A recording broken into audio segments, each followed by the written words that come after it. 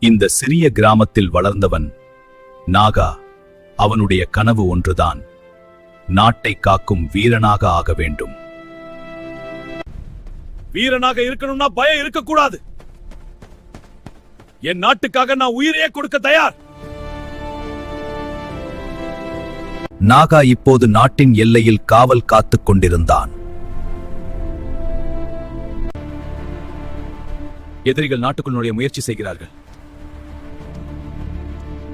இந்த நாகா இருக்கும் வரை யாரும் இந்த எல்லையை கடக்க முடியாது.